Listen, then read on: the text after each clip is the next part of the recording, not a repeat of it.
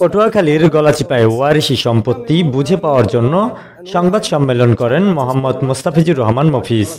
শুক্রবার বেলা 11টায় গলাচিপা টেলিভিশন সাংবাদিক ফোরাম কার্যালয়ে লিখিত বক্তব্য পাঠের মাধ্যমে পৈতৃক সম্পত্তি জবরদখল থেকে অবমুক্ত করার জন্য সংবাদ সম্মেলনে তিনি দাবি জানান।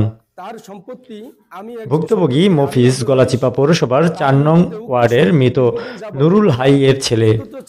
সংবাদ সম্মেলনে দাবি করেন, তার দাদা মৃত আফাস উদ্দিন আহমেদ পেশকার এর সম্পত্তি সে একজন ওয়ারিশ।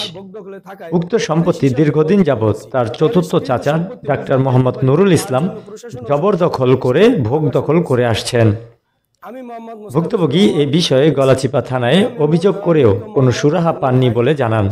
তাই সংবাদ সম্মেলনের মাধ্যমে জবরদখলকৃত জমি উদ্ধারে প্রশাসনের দৃষ্টি আকর্ষণ করে থাকেন তিনি। সম্মানিত সাংবাদিক বৃন্দ, আসসালামু আলাইকুম। আমার দাদা আফাজউদ্দিন আহমেদ পেশকার, তার সম্পত্তির আমি একজন ওয়ারিশ। তার মৃত্যুতে উক্ত সম্পত্তি দীর্ঘদিন যাবৎ আমার চতুর্থ চাচা ডাক্তার মোহাম্মদ নুরুল আমিনের পরিচালনায় রয়েছে। দীর্ঘদিন যাবৎ আমার উক্ত সম্পত্তি তাহার ভোগ দখলে থাকায় ওয়ারিশ হিসাবে বঞ্চিত হয়েছি। ওয়ারিশকৃত সম্পত্তি বুঝিয়া পাইতে পারি, তার জন্য প্রশাসন ও সুধী সমাজের দৃষ্টি আকর্ষণ করছি।